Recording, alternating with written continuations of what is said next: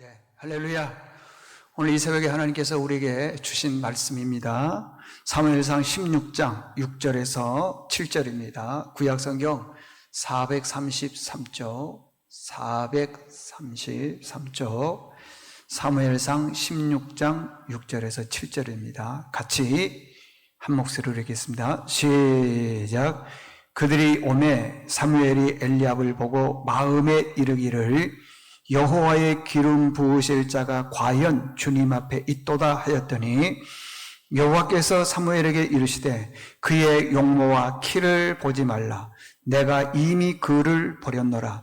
내가 보는 것은 사람과 같지 아니하니 사람은 외모를 보거니와 나 여호와는 중심을 보느니라 하시더라. 아멘.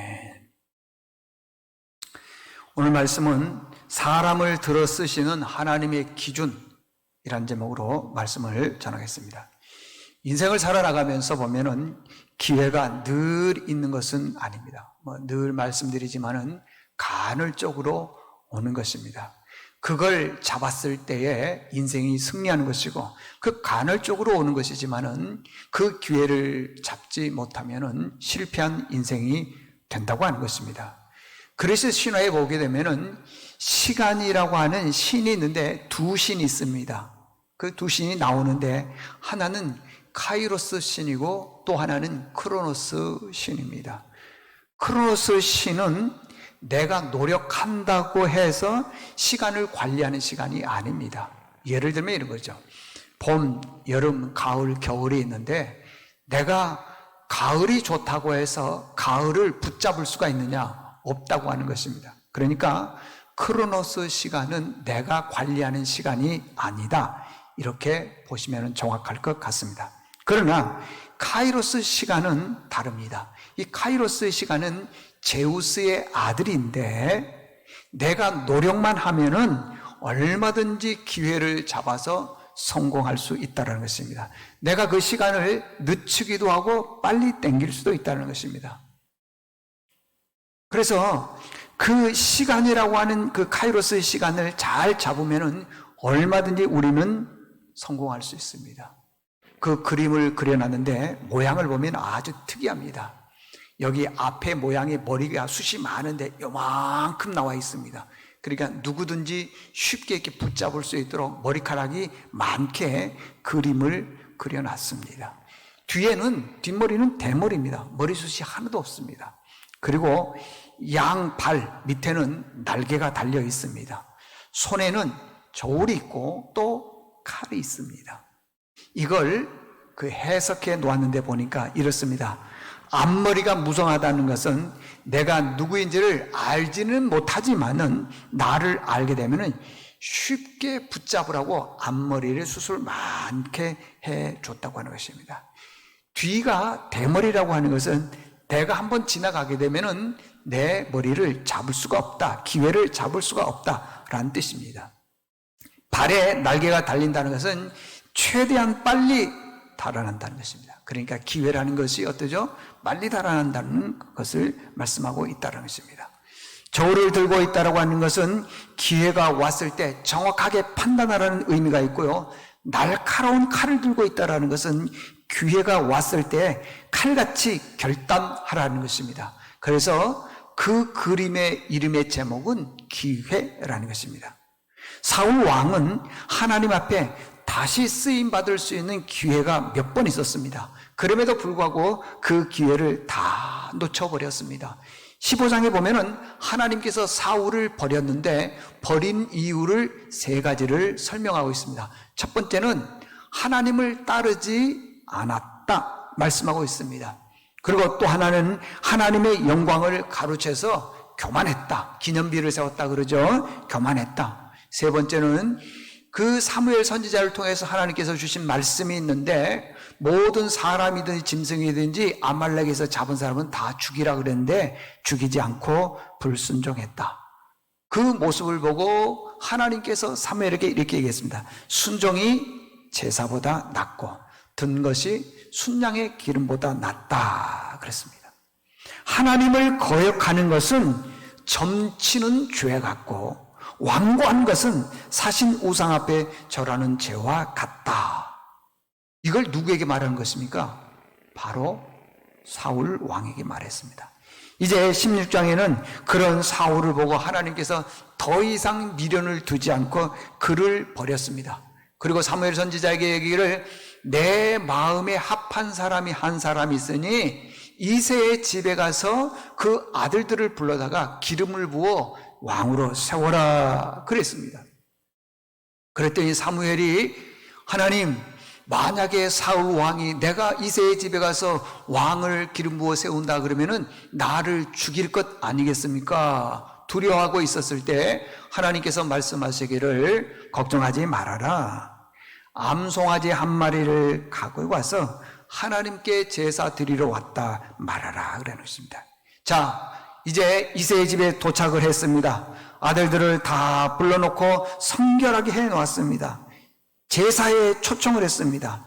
그때 이새의 맨 큰 아들 엘리압이 사무엘 앞에 등장을 하는데 그 모습을 보니까 외모가 아주 출중합니다. 잘생겼습니다.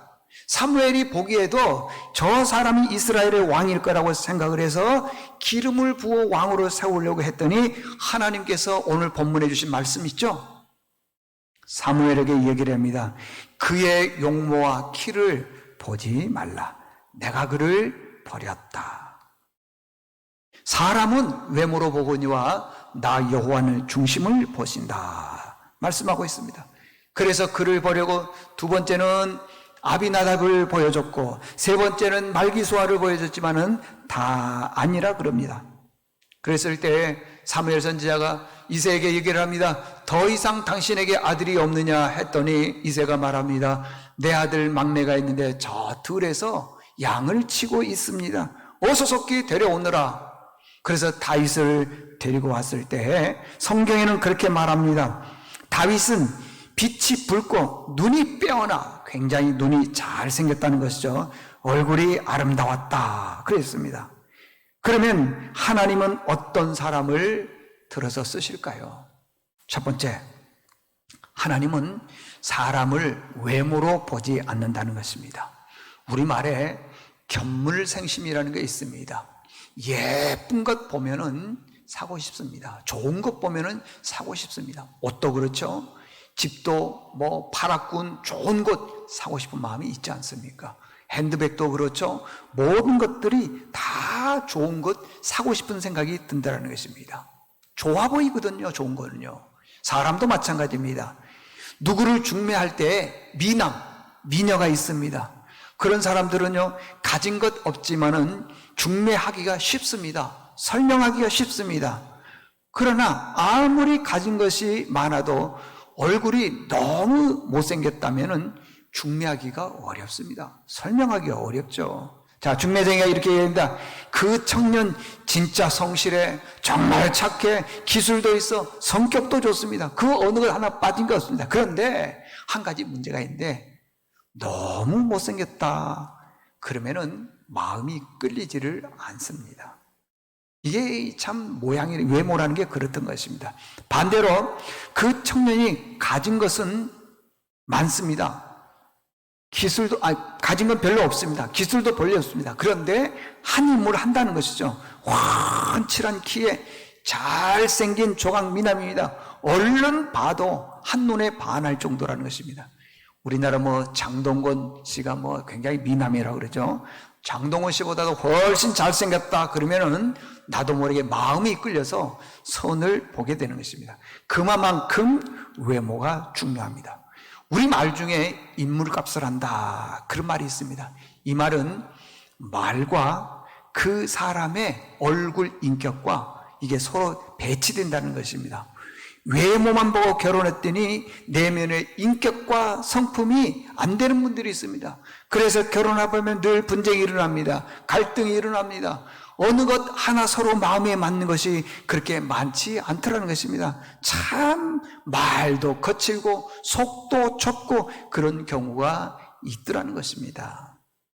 사무엘상 9장 2절을 보니까 사울의 그 외모가 나옵니다. 기스에게 아들이 있으니 그의 이름은 사울이요. 그 다음 말씀 보십시오.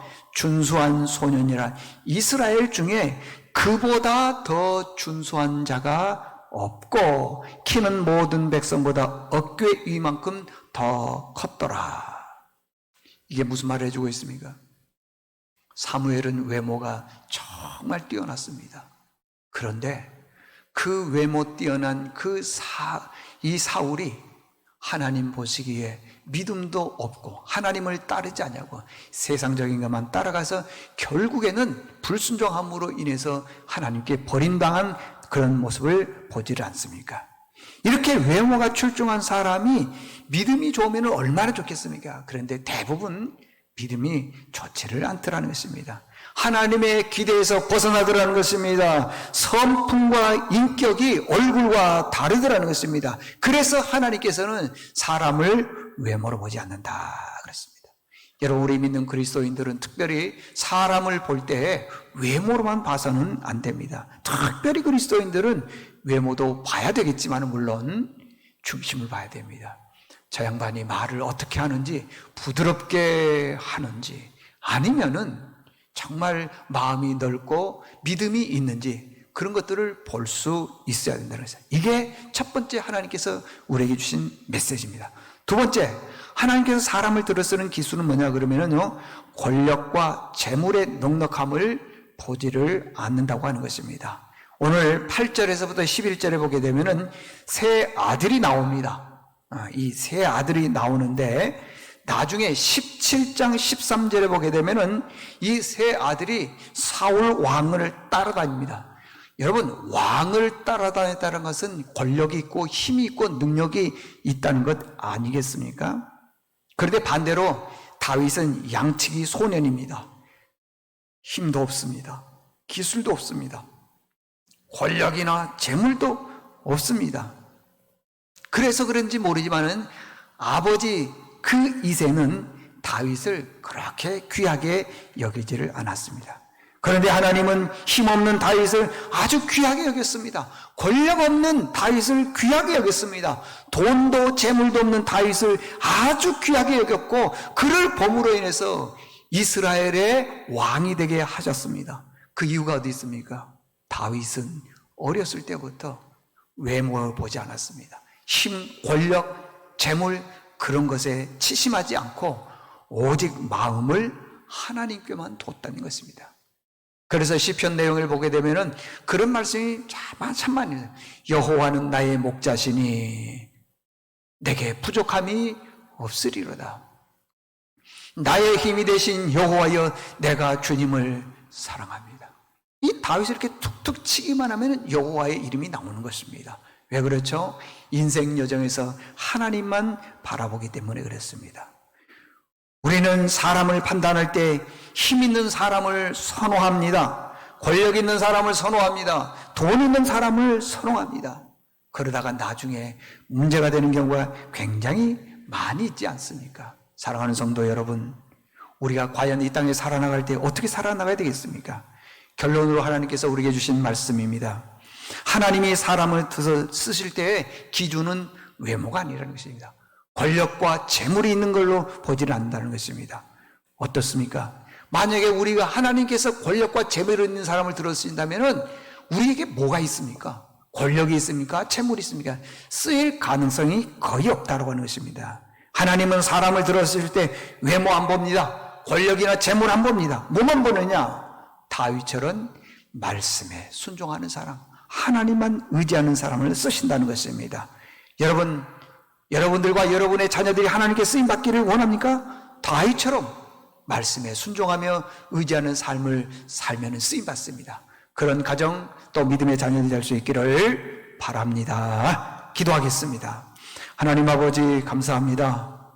오늘 이 새벽에 저희들을 불러주시고 오늘 16장을 통해서 사람의 외모가 굉장히 중요한 것처럼 보이지만 하나님께는 아버지 하나님 중요하지 않은 것을 보게 됩니다. 중심을 보신다 그러는데 지금 내 중심이 하나님 마음에 합한지를 볼 수 있게 도와주시고 중심이 하나님을 향하는 저들 되게 도와주셔서 마음껏 하나님께 쓰임받는 저들 되게 도와주시옵소서.